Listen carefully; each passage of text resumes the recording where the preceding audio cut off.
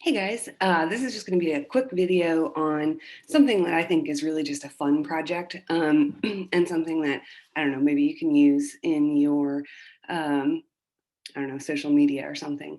Um, this is, we're going to say this isn't for a grade, this is just bonus material. And I do want you to do it just to have the experience. So it'll just be a check, did it, excellent. Or if you didn't do it, no check, zero. So just do it real quick. It won't take you long. I would say less than 20 minutes. Um, and you'll post it into the assignment for the animated GIF. Okay, so we're gonna start by doing a Google search for some image to work with. Now, I suggest searching for this person named Edward Muybridge. Edward Muybridge was a photographer in the mid to late 1800s, and he really is the forefather of the motion picture. I mean, you can see just looking at the screen here that his motion studies, which is what he's famous for, really are precursor to moving pictures. So you're going to do an image search for Muybridge, and you're going to find stuff like this. Pick out one that you want to animate. I'm going to, where did my dancing lady go? There she is. Remember, you want to go ahead and go to the site to find that original image, and you can just control click to save the image. Also remember from when we were looking for images from Tokyo that you want to make sure that it's a JPEG and not some other kind of file format. So if you find an image and it's like a Google web photo or something, go ahead and search for a different image. I suppose you could also do a screenshot. This is an animated GIF is only ever going to be seen on the screen, so it doesn't matter what the resolution is. You don't have to look for something large. So title it something so you know what it's going to be called, so you know where to find it. So I'm going to call this Muybridge 2 because I actually already did this once to make sure that I knew what I was doing. Make sure you know where it's being saved. So I made a folder for animated GIFs, and I'm going to save it. So now I'm going to come back out to Photoshop, and I'm going to open that image, Muybridge 2. And this is kind of a boring and tedious process. So when you're looking for images, unless you want to be sitting there for a while, choose something that doesn't have like a million frames to it, right? So this has 12 frames. That's a reasonable size. Some of his motion studies get to be a little bit longer. What he was doing, he had multiple cameras set up with tripwires. So whatever was moving in front of the camera would trip the wires, and each camera would go off sequentially. It all started, just side note, it all started with a bet about whether a horse had all four hooves off of the ground as it galloped. So you can see here, yes, a horse has all four hooves off the ground as it gallops. And he won the bet against Stanford, the guy who founded Stanford University. But that's not going to be on a quiz or anything, just fun facts. So this is just going to be a matter of copying and pasting each one of these frames into a single new document. So you're going to start with your rectangular marquee tool and draw a rectangle around the first frame.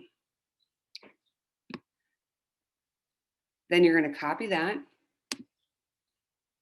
and you're going to make a new document. This document, title it Muybridge Animated. And leave all of these settings as they are. This is the preset is the clipboard. The clipboard is what I just copied. It's the size of the image that I just copied. So I want my new thing to be the exact same size as the thing that I just copied. So don't change any of this stuff. and say okay. And then I'm going to zoom in just a little bit so that we can see this a little better. Then I'm going to paste. It's super pixely because it's a small image, all right? Then I'm gonna come, and that's okay. Then I'm gonna come back to my original Muybridge, and I'm gonna, again, make sure that you've got the rectangular marquee tool chosen, and I'm gonna move that same rectangle of marching ants over to the next frame. And I'm gonna copy. I'm gonna keyboard shortcut, so I'm gonna Command C, and I'm gonna come back to this new document that I had made before and Command V to paste. And I'm gonna repeat. Move that marquee over, copy, paste, move this over, copy, paste. Something you don't want to do, don't get the move tool, because if you get the move tool, it's going to actually cut that little segment out. So don't do that. Again, make sure you've got that marquee tool chosen as you're moving your little rectangle of marching ants around.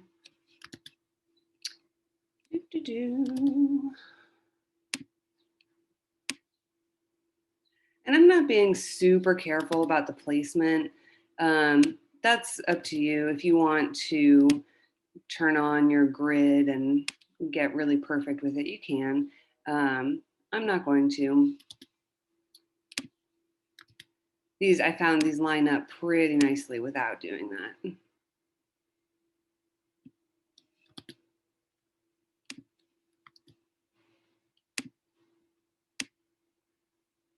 And again, I'm just moving this and copying and pasting.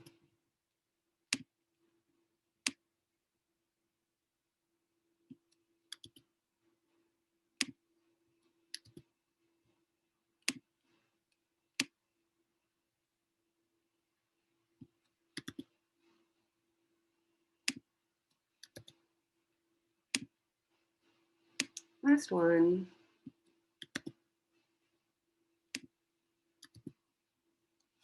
Okay, now notice how as I was pasting, new layers were being formed over here in my layers palette. That's important. We're going to create frames from layers, and each one of these layers is going to become a frame in the animation. So after you've got all those copied and pasted, the next thing you want to do is you want to open your timeline. To do this, you're going to go to Window, and almost down to the bottom here, you're going to choose Timeline. And now you see you've got this extra palette down here. There's nothing going on there yet.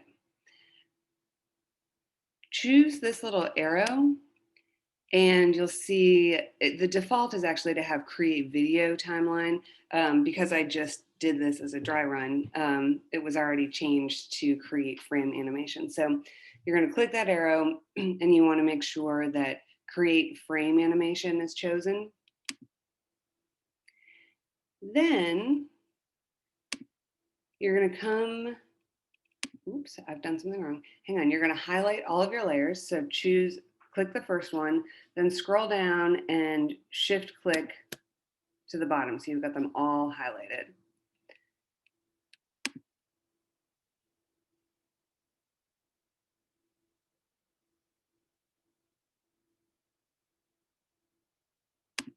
Oh, I'm sorry. This is actually a button. So after you've made sure that it says create frame animation, you're actually going to click create frame animation. Now we've got one frame, but we need to get the rest of them. So this is what I was looking for over here in this menu. There's this little tiny menu here at the top of that palette. Click on that, and you're going to choose make frames from layers. And you'll see that it included my background layer, which is just a white rectangle. You don't need that. So grab onto it from your timeline and drag it into the tiny trash can at the bottom of the timeline panel. That's essentially it. From here on out, it's just some tweaking. So you'll see there's a play button here, and I can press play, and now the lady is dancing. I'm going to zoom out so that she looks a little bit less pixelated. And I'm going to come back to the beginning. I'm going to watch it one more time for my own entertainment. Oh, so pretty. It goes really fast. So I want to play with that timing just a tad. I'm going to select all of the frames in the timeline. Again, that was just a shift click to get all of those selected. And you'll see at the bottom of each of the frames, it says 0 seconds right now. Click on that and you can change the delay of each frame. See what happens if you do 1 second or 2 seconds. Because we want it to be relatively smooth, I'm going to choose 1/10 of a second. Now, if I come over here and play it, it moves and it's a little bit less, well, it's a little bit slower is what it is. It's just not as immediate. The other thing I want to do is I want it to be repeating. So also down here in the bottom of the timeline palette, I can click here where it says once, and I can change that to say forever. That's the looping mechanism. So now I can press play and she just keeps twirling.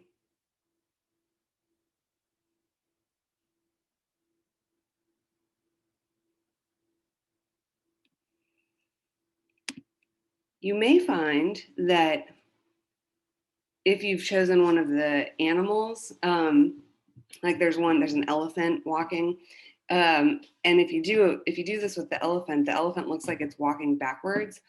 So if that's the case, and that happens because of the order in which you paste your layers, and actually this is going backwards, it just doesn't look like it. You can actually reverse the order of all of your frames. So if you select all of the frames, and you come back over here to that tiny menu, you can reverse frames. And now she'll actually be twirling forwards. Is she? I don't know. Something to play with. You could also, you can also play with, you could select all of these, you could copy those frames. Then you could paste those frames afterwards. Then you could reverse this set of frames. And this is all just playing. And just to see what happens. And you come back to the beginning and it's going to look like she goes forwards and then she goes backwards. She goes forwards and she goes backwards. What I want you to do is just the minimum, just get all the frames from your found image and produce a very simple animated GIF. If you want to go above and beyond and play with this, if you find this fun, which I do, you can go above and beyond. If you are bored this week and you want to do some original work, you can take a series of photographs. You could make a little claymation. You do not have to do this. I'm just giving you this information because, well, it's my goal to have you learn. And if something inspires inspiration, then I think you should take it and run. So if you're inspired by this and you want to set up your camera and create a little claymation situation and, take 12 photographs of some little clay figures moving about, you can do the same exact thing as we've done here with the Muybridge. Last thing that you have to do here is save this. And so it's the same, find it in the same menu. You're going to go to File, and you're going to save for web instead of save as. So save for web, save for web. and leave all of these as the defaults. The only thing I want you to double check is down here on the bottom where it says looping options. Make sure that it says forever and then save. Make sure you know where it's going here. So you can see I've got a couple animated things already going. So I'm going to make sure to call this animated 3 and save. And now when I go out to my Finder and I navigate to that folder, even when I click on the preview, she's dancing. And this now you can embed in your various social medias, and you can upload into Moodle. That is the end of that. I look forward to seeing you all in person next week. Um, the building is still a little bit dusty, I guess, but it's safe for entry, and we've got everything up and running, all the computers plugged in, running, checked everything. So it's I've been on campus. I was on campus all last week and this week too. So it's been nice to see people in person and have that connection. So that's that on animation. The next segment of the class is going to be jumping into Illustrator, and I will see you all next week. As always, email me with questions or concerns or comments or whatever. All right, bye.